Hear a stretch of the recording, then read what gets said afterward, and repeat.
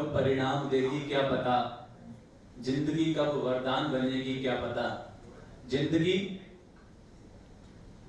कब परिणाम देगी क्या पता, जिंदगी कब वरदान बनेगी क्या पता। हंसते रहें, मुस्कुराते रहें और आगे बढ़ते रहें, जिंदगी कब आखिरी सांस लेगी क्या पता।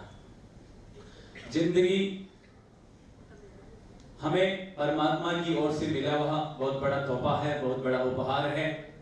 अगर जीवन जीने की कला हमें मिल जाती है तो यह जीवन हमारे लिए शान बन जाता है, और अगर जीवन जीने की कला न आए तो यही जीवन हमारे लिए शमशान बन जाता है। वास्तव में अगर कोई मुझसे पूछे कि इस दुनिया में सबसे बड़ी तपस्या क्या होती है, तो मैं कहूंगा जीवन को प्रेम, शांति और मिठास से जीना, इससे बढ़कर दुनिया की और कोई तपस्या नहीं होती है। जीवन में इतनी सारी समस्याएं आती है, परेशानियां आती है, दिक्कतें आती है, और रोज ब रोज हमें उनसे गुजरना होता है, सामना करना होता है, और उनसे हमें बाहर निकलना होता है। तो उन सब समस्याओं को, उन सब कठिनाइयों को प्रेम, शांति और मिठास से सहन करना, उनमें सामंजस्य बिठाना और उनसे बाहर निकल के आना, ये वास्तव में हमारे लिए बहुत बड़ी चुनौती होती है, बहुत बड़ी तपस्या होती है। गुरुजी कहा भी करते हैं कि जीवन में विपरीत परिस्थिति आना, जीवन में समस्याएं आना, जीवन में परेशानियां आना, ये पार्ट ऑफ लाइफ है। जीवन में समस्याएं आना, परेशानी आना, दिक्कतें आना, ये पार्ट ऑफ लाइफ है। इस दुनिया में ऐसा कोई व्यक्ति नहीं होगा जिसके जीवन में कोई न कोई समस्या ना आती हो। इस दुनिया में ऐसा कोई व्यक्ति नहीं होगा जिसको सातों ही सुख मिल गए हो, चाहे वो अंबानी हो, चाहे वो टाटा हो, चाहे बिरला हो। हर किसी के जीवन में कोई न कोई दिक्कत, कोई न कोई समस्या तो होती भी है। और अगर जिंदगी में कोई समस्या ही ना हो, उस जिंदगी को जीने का मजा ही क्या है। जिस जीवन में कोई समस्या ना हो, कोई परेशानी ना हो, कोई चुनौती ना हो, तो उस जीवन को जीने का मजा ही क्या है। याद कीजिए, जब हम पैदा हुए तो किस तरह पैदा हुए थे? रोते हुए पैदा हुए थे। जब हम पैदा हुए थे, चाहे इस धरती का कोई भी महापुरुष क्यों ना हो, चाहे वो भगवान श्री महावीर हो, चाहे राम हो, कृष्ण हो, जो भी इंसान जीव के रूप में इस धरती पर आता है तो रोते हुए ही पैदा हुआ करता है। इसलिए हमारा जन्म जो होता है वो दुख से ही होता है। हमारा जन्म दुख से ही होता है। इसलिए जीवन में अगर कोई दुख आए, अगर जीवन में कोई दुख आए तो घबराइए मत, क्योंकि हमारा तो जन्म ही दुख से होता है। तो जिसकी शुरुआत ही दुख से होती है, और उस जीवन में दुख आए तो उससे क्या घबराना, उससे क्या घबराना। बस थोड़ा सा फर्क पड़ता है कि जीवन में समस्या आई, दिक्कत आई, परेशानी आई, और हमने अपने आप को उदास कर लिया, अपने आप को निराश कर लिया, अपने आप को हताश कर लिया, और हमने अपने माइंड में प्रेशर ले लिया, लोड ले लिया, तो जिंदगी हमारे लिए भारभूत बन जाती है, हमारे लिए भारभूत बन जाती है। हमें जिंदगी तो जीना ही है।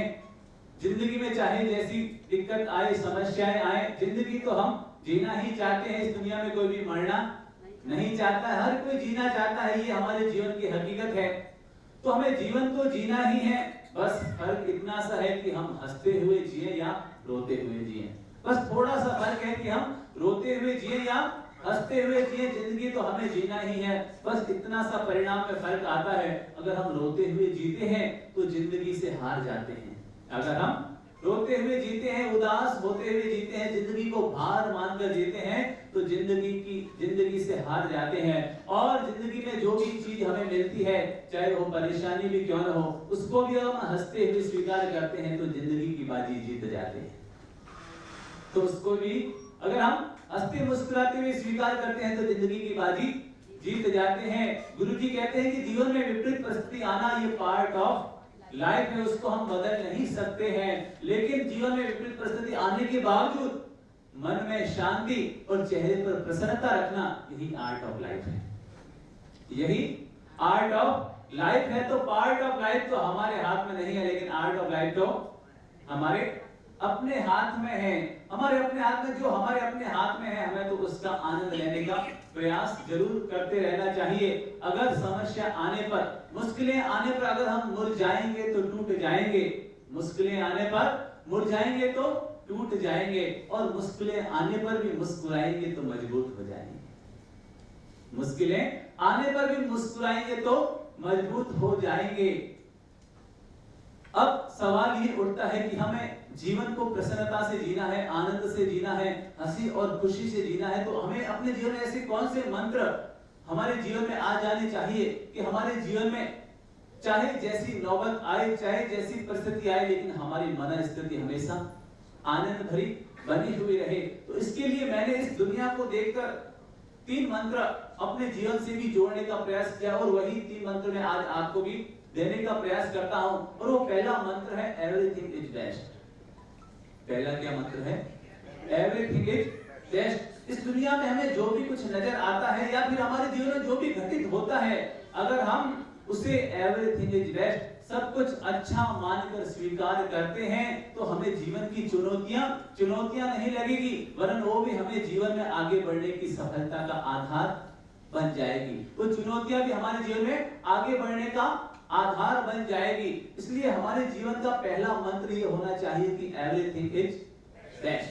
इस दुनिया में सब कुछ अच्छा है। सोचिए, अगर हमारे घर में कभी मेहमान आए और हम उन मेहमान के लिए एक मिठाई की दुकान पर गए मिठाई खरीदने के लिए, और हमने दुकानदार वाले से कहा, भैया आज हमारे घर में हमारे बहुत ही विशेष मेहमान आए हैं, विशेष गेस्ट आए हैं, तो आप जो सबसे आपकी दुकान में जो सबसे अच्छी मिठाई है वो हमें दीजिए। हम उसे क्या कहेंगे? जो आपकी दुकान में जो सबसे अच्छी मिठाई है वो हमें दे दीजिए, हमारे घर में विशेष मेहमान आए हैं। तो दुकानदार क्या कहेगा? वो दुकानदार क्या कहेगा कि भैया मेरी दुकान में तो सारी मिठाइयां अच्छी है, मेरी दुकान में तो सारी मिठाइयां अच्छी है, एक से बढ़कर एक है। लेकिन फिर हम कहेंगे, अरे वो तो हमें भी मालूम है सब अच्छी है, लेकिन जो सबसे ज्यादा अच्छी हो वो मुझे दो, जो सबसे ज्यादा अच्छी हो वो मुझे दो। तो वो दुकानदार क्या कहेगा? भैया देखो ये जो रसगुल्ला है ना, ये बहुत बढ़िया है, बहुत शानदार है, और जो ये राजभोग है इसका तो कहना ही क्या, और ये जो बादाम की चक्की है, बादाम की बर्फी है, ये तो इतनी अच्छी है कि मुंह में रखते ही मुंह गुलाब जैसा हो जाता है। वो हर मिठाई की तारीफ पर तारीफ करता जाएगा, लेकिन अंत में निष्कर्ष क्या देगा? अंत में निष्कर्ष यही देगा कि मेरी दुकान में जो भी मिठाइयां सब नंबर 1 है, अप टू डेट है, तुम जो भी लेंगे सब में मजा आएगा। तो वैसे ही मैं कहना चाहूंगा, हमारा जीवन भी मिठाई की दुकान की तरह है, हमारा जीवन भी मिठाई की दुकान की तरह है। इसमें हमारे अंदर हमारे जीवन में जो कुछ भी है, अगर हम ये कहेंगे, अरे यार मेरा जीवन तो एकदम बढ़िया है, एकदम फर्स्ट क्लास है, एवरीथिंग इज बेस्ट, जीवन में जो कुछ भी है एकदम बढ़िया है, नंबर 1 है, फर्स्ट क्लास है, तो न केवल हमें अच्छा लगेगा, वरन हमारे जीवन में जो आसपास हमसे जुड़े हुए लोग हैं उन्हें भी बहुत अच्छा लगेगा। अरे यार बंदा बड़ा मस्त है, बंदा बड़ा आनंद में रहने वाला है, बड़ा प्रसन्न रहने वाला है। तो हमारे जीवन का क्या फॉर्मूला होना चाहिए? जीवन में जो भी मिले, जैसा भी मिले, जो है हम उसे एवरीथिंग इज बेस्ट, सबसे बढ़िया, सबसे अच्छा मानने की कोशिश करें।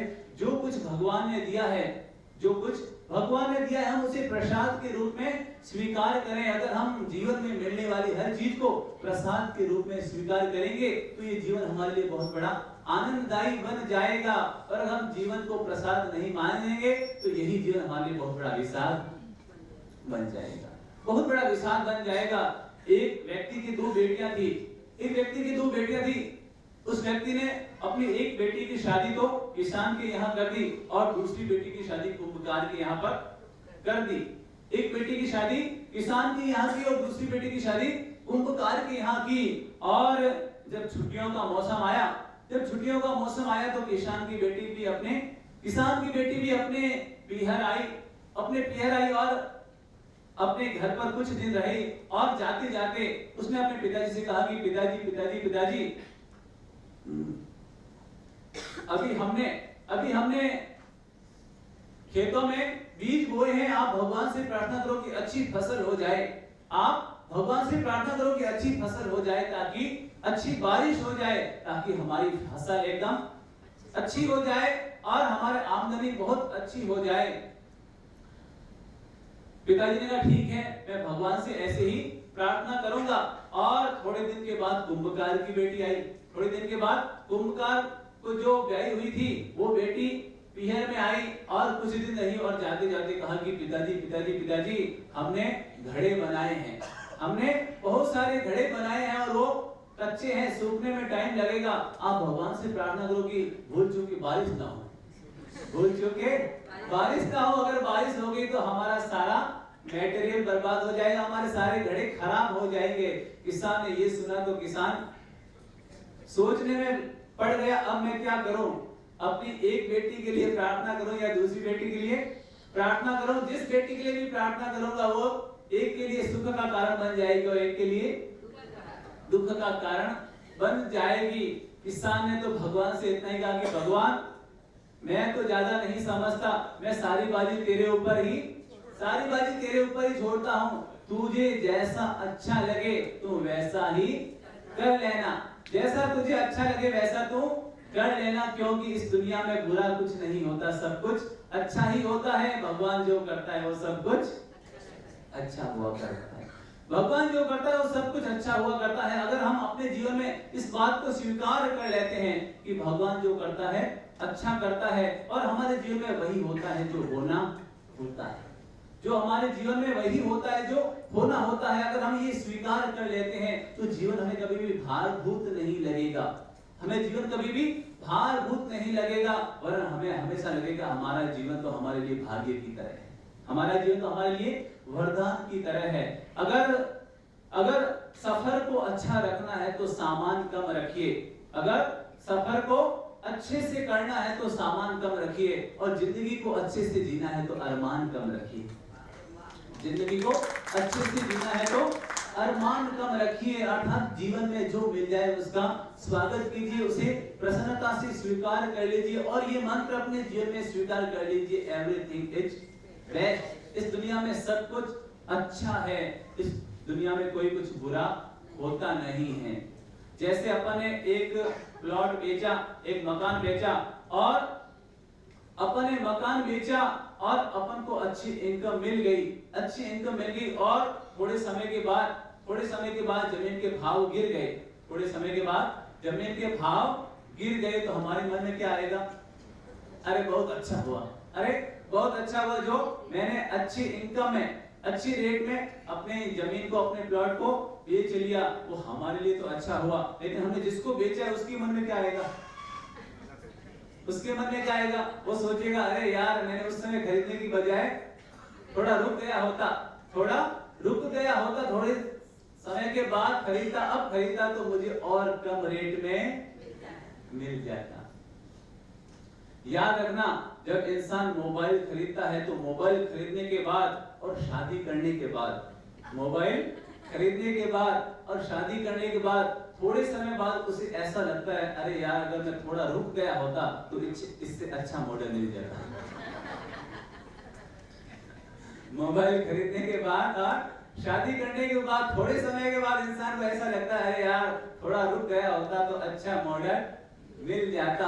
हमारे जीवन में भी ऐसा ही होता है, जो हमें मिलता है हम उसे प्रसन्नता से स्वीकार नहीं कर पाते हैं, इसीलिए हमारे लिए जीवन भारभूत जैसा बन जाया करता है। इसलिए जीवन में अगर भाग्यवंत रहना है, प्रसन्न रहना है, आनंदित रहना है, तो एक फार्मूला हमें अपने जीवन में स्वीकार कर लेनी चाहिए कि जीवन में जो कुछ है अच्छा है, बढ़िया है, फर्स्ट क्लास है। जैसे हम एक रास्ते से गुजर रहे थे और किसी ने हमारे ऊपर कचरा फेंक दिया, हम किसी रास्ते से गुजर रहे थे और किसी ने हमारे ऊपर कचरा फेंक दिया, तो हम बड़े गुस्से क्रोधित हो जाएंगे, बड़े आग बबूल हो जाएंगे, अरे यार पता नहीं किस मूर्ख ने मेरे ऊपर कचरा फेंक दिया। अगर हम किसी रास्ते से गुजर रहे हैं और हमारे ऊपर कचरा भी आ जाए तो प्लीज अपने मन को उदास मत करो, अपने मानसिकता को खराब मत करो, वरन ये सोचो कि प्रभु तेरी बड़ी कृपा है, मैंने तो अपने जीवन में ऐसे बुरे कर्म किए हैं, अगर तुम मेरे ऊपर आग के शोले बरसाता तो भी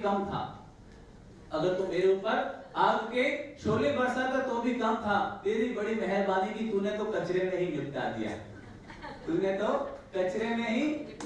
दिया।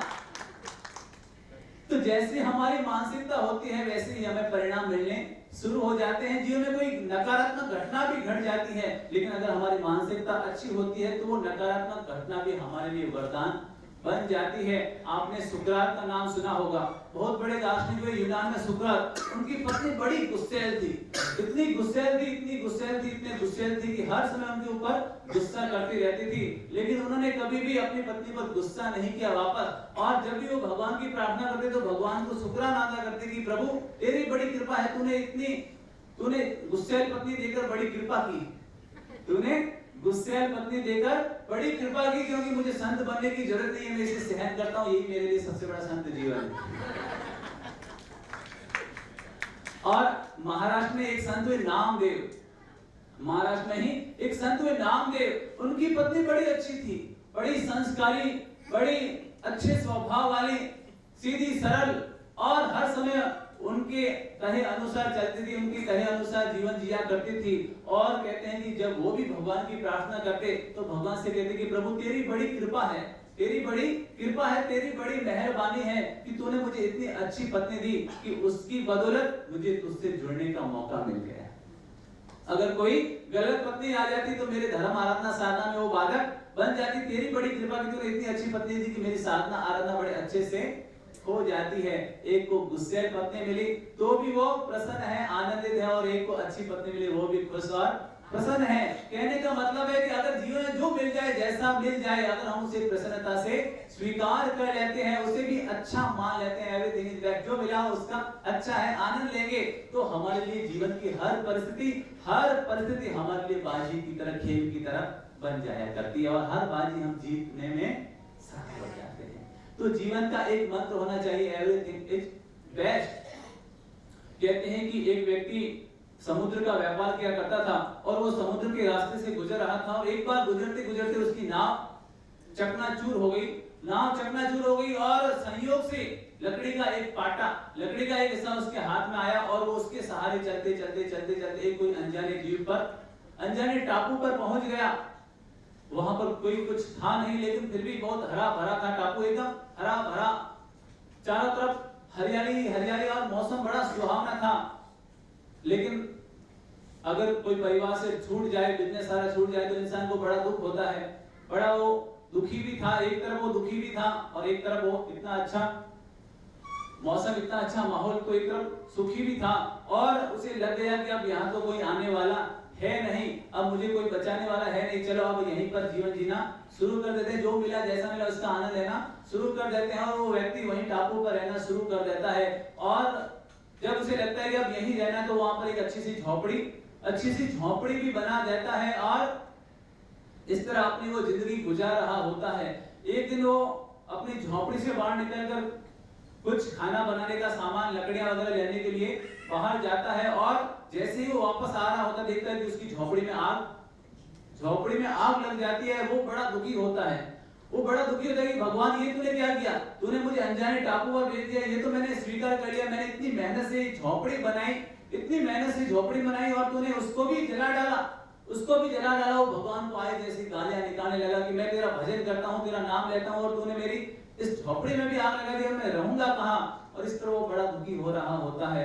तभी वो देखता है कि दूर से एक नाव उसी टापू की ओर आ रही होती है। उसे बड़ा आश्चर्य होता है, ये नाव इधर कैसे आ रही है। और कहते हैं कि वो नाव आ जाती है, और उस टापू पर कुछ लोग आते हैं और कहते हैं कि अरे तुम यहाँ पर कैसे रह रहे हो, उसे बड़ा आश्चर्य होता है कि ये लोग यहाँ कैसे आ गए। तो उसने पूछा कि तुम्हें कैसे पता चला कि मैं यहाँ पर हूँ। तो उन लोगों ने कहा कि हम दूर से यात्रा कर रहे थे, और यात्रा करते करते हमें वहां दूर से बहुत बड़ी आग नजर आई, तो हमें लगा कि जरूर वहां पर कोई ना कोई लोग रहते हैं और वो मुसीबत में हैं, तो हमने अपनी यात्रा उधर करने की बजाय हम इधर आ गए। जैसे ही उस व्यक्ति ने ये सुना कि उसने भगवान को हाथ जोड़े कि भगवान तेरी बड़ी कृपा, तेरी मेहरबानी, तूने आग लगाई तो इसमें भी मेरा ही कहने नहीं भला, तूने अगर मेरी झोपड़ी में आग लगे तो इसमें कहीं ना कहीं मेरा ही भला छिपा हुआ है। अगर तूने आग नहीं लगाई होती तो ये लोग यहाँ पर नहीं आते और मैं इनके साथ कभी जा नहीं पाता। तेरी बड़ी कृपा की ये लोग यहाँ पर आए, अब मुझे अपने परिवार से वापस मिलने का और जुड़ने का मौका मिल जाएगा। तो जीवन में जो कुछ होता है किसी न किसी रूप में वो हमारे लिए अच्छे के लिए ही होता है, लेकिन हम अपनी सोच को इतना बड़ा बना नहीं पाते हैं। लेकिन अगर हम अपनी सोच को ऐसा बना लेते हैं, बड़ा बना लेते हैं और जीवन में जो घटना घट जाती है उसे प्रसन्नता से, आनंद से स्वीकार कर लेते हैं, तो एवरीथिंग इज बेस्ट। ये मंत्र अगर हमारे जीवन में आ जाता है तो हमारा जीवन बहुत ही बेहतर, बहुत ही आनंद भरा, प्रसन्नता भरा बन जाया करता है। तो मैंने आज एक निवेदन किया कि नंबर 1 अपने जीवन में एक मंत्र को अपनाएं, और वो कौन सा मंत्र है? Everything is best. सब कुछ अच्छा है, सब कुछ बढ़िया है, जीवन में जो मिला है, जैसा मिला है उसका आनंद लेने की कोशिश कीजिए, उसे प्रसन्नता से स्वीकार कीजिए। गुरुजी ने कल भी कहा था कि परेशानी आने पर वही लोग उदास होते हैं, समस्या आने पर वही लोग उदास होते हैं, दूध फटने पर वही लोग उदास होते हैं जिन्हें रसगुल्ले बनाने नहीं आते। जिन्हें रसगुल्ले बनाने नहीं आते हैं वही दूध फटने पर उदास हुआ करते हैं। जीवन में हर चीज का मजा लेना चाहिए। अगर दूध का तो आनंद लेते ही है, कभी दूध फट जाए तो हमें रसगुल्ले बनाने का भी आनंद ले लेना चाहिए। तो इसलिए जीवन में विपत्ति आए तो कभी हमें आपत्ति नहीं करनी चाहिए। जीवन में कभी भी विपत्ति आए तो कोई आपत्ति नहीं करनी चाहिए। कभी जीवन में ऐसी नौबत आ जाए कि पाँव में पहनने को जूते भी न रहे तो भी यही फार्मूला याद रखिए, एवरीथिंग इज बेस्ट। अरे भगवान तेरी बड़ी कृपा है कि तूने पाँव में जूते नहीं दिए। अरे इस दुनिया में लाखों लोग ऐसे जिनके पाँव ही नहीं है, तूने कम से कम पाँव तो दिए, तूने कम से कम पाँव तो दिए हैं। अगर हमारी मानसिकता, हमारी सोच इस तरह की बन जाती है तो मान के चलिए हमारा जीवन हमारे लिए प्रभु का प्रसाद बन जाएगा। ये जीवन हमारे लिए बहुत बड़ा वरदान बन जाएगा।